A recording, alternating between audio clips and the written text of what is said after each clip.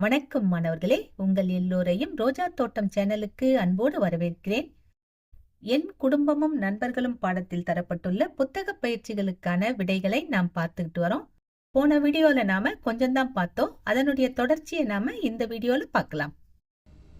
அடுத்தது 85வது பக்கத்துக்கு வாங்க. நாம செய்ய வேண்டிய பயிற்சி ஒன்று காத்துக்கிட்டு இருக்கு. உற்று நோக்கி கலந்துரையாடுவோம். கீழ்காணும் நிகழ்வுகளின் போது நிலனின் உணர்வு என்னவாக இருக்கும் வரைக. இது நிலன் சம்பந்தப்பட்ட படங்கள். இங்க அவனுடைய உணர்வுகளை நாம குறிக்கணும். மேல 4 எமோஜி கொடுத்துருக்காங்க பாருங்க. மகிழ்ச்சி, கவலை, பயம், கோபம். ஒவ்வொரு நிகழ்விலும் இதுல அவனுடைய உணர்வு என்னவாக இருக்கும்னு நாம அந்த எமோஜியை எடுத்து வரையணும். ரொம்ப எளிதுதான். அவங்க வட்டம் கொடுத்துட்டாங்க. அதுக்குள்ள கண்ணுக்கு அது மூக்கு மட்டும்தான் நீங்க இங்க இருக்கிறது மாதிரியே வரையணும். ரொம்ப எளிதா வரைஞ்சிடலாம். முதல் படம் பாருங்க. நடுவுல உட்கார்ந்துட்டு இருக்க குட்டி பையன்தான் நிலன். இப்போ இந்த பக்கமும் அந்த பக்கமும் உட்கார்ந்து இருக்கவங்க என்ன பண்றாங்க? இந்த பக்கம் உட்காந்து இருக்க தோழி ஒன்றும் பண்ணல. அந்த பக்கம் உட்காந்து இருக்கிற அந்த பையன்தான் நிலனுடைய புத்தகத்தை கிழிக்கிறான். அது 2ஆ கிழிஞ்சே போச்சு பாருங்க. அப்ப நிலனுடைய மனநிலை எப்படி இருக்கும்? அவனுடைய உணர்வு எப்படி இருக்கும்?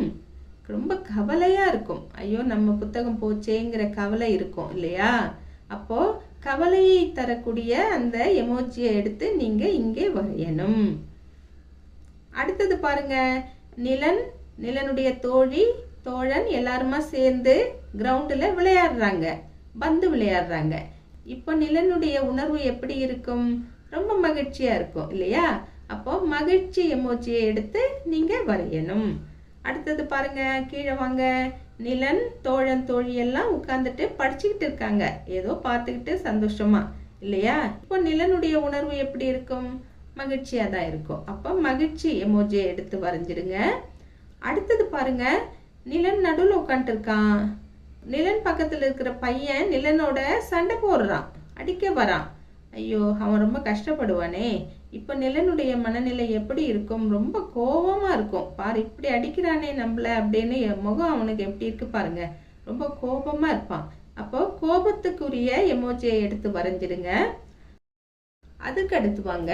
கீழே பாத்தீங்கன்னா நிலன் கிரவுண்ட்ல நின்றுட்டு இருக்கான். இந்த பக்கம் ஒரு பொண்ணை பிடிச்சி இழுக்கிறான், அந்த பக்கம் ஒரு பையன் பிடிச்சி இழுக்கிறான். அவன் என்னதான் பண்ணுவான் பாவம். 2 பக்கமும் 2 பேர் பிடிச்சி இழுக்கிறாங்க. அப்போ அவனுக்கு ரொம்ப பயமா இருக்கும்.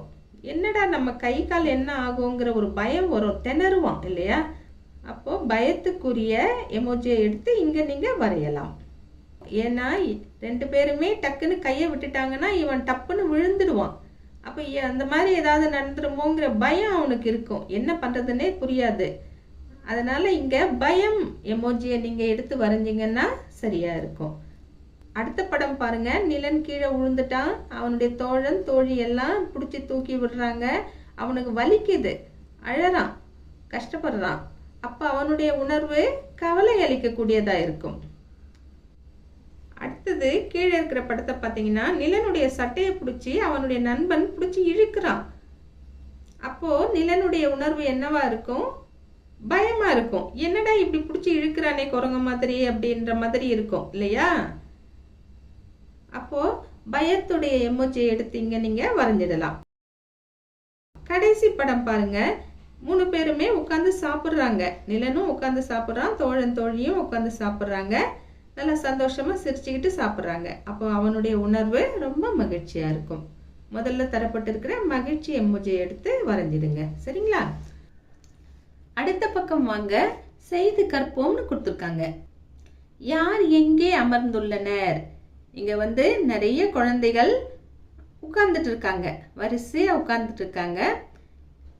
இந்த படங்கள் தரப்பட்டிருக்கு.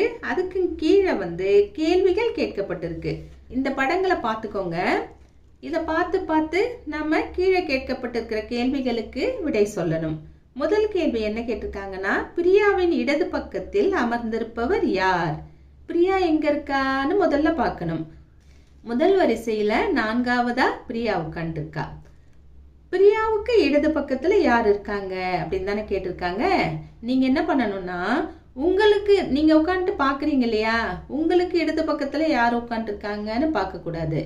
பிரியாவுக்கு இடது பக்கத்துல யார் இருக்காங்க அப்படிதான் பார்க்கணும். ஏன்னா கேள்வி என்ன, பிரியாவுக்கு இடது பக்கத்தில் உட்கார்ந்திருப்பவர் யார், இதுதான் கேள்வி.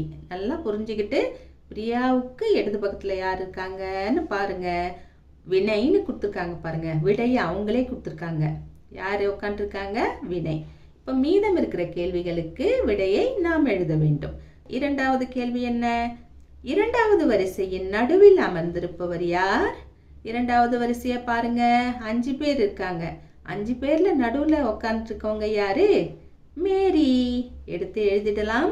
அடுத்தது மூன்றாவது கேள்வி, மீனாவிற்கு நேர் பின்புறத்தில் அமர்ந்திருப்பவர் யார்? மீனா எங்க உட்காந்துருக்காங்கன்னு பாருங்க, நேர பின்புறத்தில், முன்புறத்தில் கிடையாது, பின்புறத்தில் யார் உட்காந்துருக்காங்க, பீட்டர் உட்காந்துருக்காரு. எடுத்து எழுதிடலாம். அடுத்தது, தாராவின் இரு பக்கங்களிலும் யாரெல்லாம் அமர்ந்திருக்கிறார்கள்? தாரா எங்க உட்காந்துருக்காங்க, தோ கடைசி வரியில இரண்டாவதா உட்காந்துருக்காங்க. அவங்க இரண்டு பக்கத்திலும் யார் யார் உட்காந்துருக்கிறது, ரஹீம் மற்றும் மனோ. எடுத்து எழுதிடலாமா? அடுத்த கேள்வி, நான் இரண்டாவது வரிசையில் அமர்ந்துள்ளேன், என் பெயரின் முதல் எழுத்து பா. நான் யார்? இரண்டாவது வரிசைக்கு வாங்க. பால ஆரம்பிக்கிறது யாருன்னு பாருங்க. இதோ கடைசியில பர்வீன் உட்காந்துருக்காங்க. பர்வீன். எடுத்து எழுதிடலாமா? எழுதிட்டோம். அடுத்தது கடைசி கேள்வி, மேரியின் வலது பக்கத்தில் அமர்ந்திருப்பவர் யார்? மேரி எங்க உட்காந்துருக்காங்க? இதோ இரண்டாவது வரிசையில் நடுவில் உட்காந்துருக்காங்க. மேரிக்கு வலது பக்கம் அப்படின்னா ரவி உட்காந்துருக்காரு. ரவி. எடுத்து எழுதிடுங்க. அடுத்தது, உங்கள் வகுப்பறையை அலங்கரிக்க இந்த காகித தோரணத்தை செய்ய சொல்றாங்க. வண்ண காகிதங்களை உபயோகப்படுத்தி மடிச்சு அழகா இந்த மாதிரி தோரணம் கட்டி மகிழலாம். இதை கத்திரிக்கோலை வச்சு, செல்லோ டேப்பு இதெல்லாம் வச்சு உபயோகப்படுத்தி செய்யணும். இதை செய்யும் போது ஆசிரியர்களின் துணையோடோ இல்லைன்னா பெற்றோர்களின் துணையோடோ செய்யுங்க. சரிங்களா? கத்திரிக்கோல் உபயோகப்படுத்தும் போது பார்த்து உபயோகப்படுத்த வேண்டும். அடுத்தது 87வது பக்கத்துக்கு வாங்க. கற்றல் பயணம். படத்தை பாருங்கள், நீங்கள் என்ன செய்வீர்கள்? ஒரு பாட்டி காய்கறிகளை கூடையில கொண்டு வராங்க. பாவம் கீழே விழுந்துடுது, கொட்டிடுது, எல்லாம் காயெல்லாம் கீழே சிந்திடுது. இப்போ நீங்க என்ன செய்வீங்க? நான் பார்த்து கொண்டு இருப்பேன், நான் அங்கிருந்து சென்று விடுவேன், நான் பாட்டிக்கு உதவுவேன். இதுல நீங்க என்ன பண்ணுவீங்க? நான் பாட்டிக்கு உதவுவேன். இதுதான் நாம செய்யணும் இல்லையா?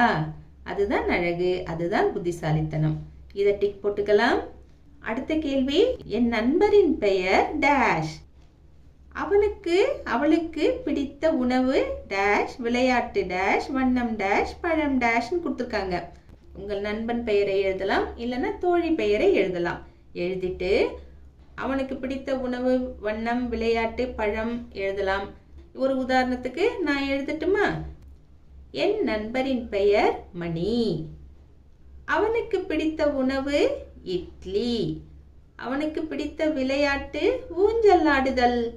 வண்ணம் மஞ்சள். பழம் கொய்யாப்பழம். அடுத்தது கடைசி பயிற்சி. நண்பர்கள் பொருள்களை உங்களிடம் பகிரும் போது எவ்வாறு உணர்வீர்கள் என்பதை டிக் குறியிட்டு காட்டுக. 4 எமோஜி கொடுத்துருக்காங்க. நம்ம நண்பர்கள் நம்ம கிட்ட ஏதாவது பொருளை ஷேர் பண்ணும்போது நமக்கு என்ன உணர்வு இருக்கும், அந்த உணர்வுக்குரிய எமோஜியை டிக் போடணும். நமக்கு நல்லா தெரியும் இல்லையா இந்த எமோஜிக்கு என்ன பொருள்னு. முதல் எமோஜி மகிழ்ச்சியை குறிக்குது, ரெண்டாவது எமோஜி கவலையை குறிக்குது, அடுத்தது பயம், கடைசியா இருக்கிறது கோபம். நம்ம கிட்ட நம்ம ஃப்ரெண்டு ஏதாவது பொருளை ஷேர் பண்ணா நமக்கு எப்படி தோணும்? மகிழ்ச்சியா இருக்கும் இல்லையா நம்ம உணர்வு. அப்போ முதலாவது இருக்கிற எமோஜியை நாம டிக் செய்திடலாம். மாணவர்களே, இன்று நாம் நம்மை பற்றி பாடத்தில் உள்ள என் குடும்பமும் நண்பர்களும் பாடத்தில் தரப்பட்ட புத்தக பயிற்சிகளுக்கான விடைகளை பார்த்தோம். நாம் வேறு பாடத்தோடு மீண்டும் சந்திக்கலாம். டாடா, பாய்.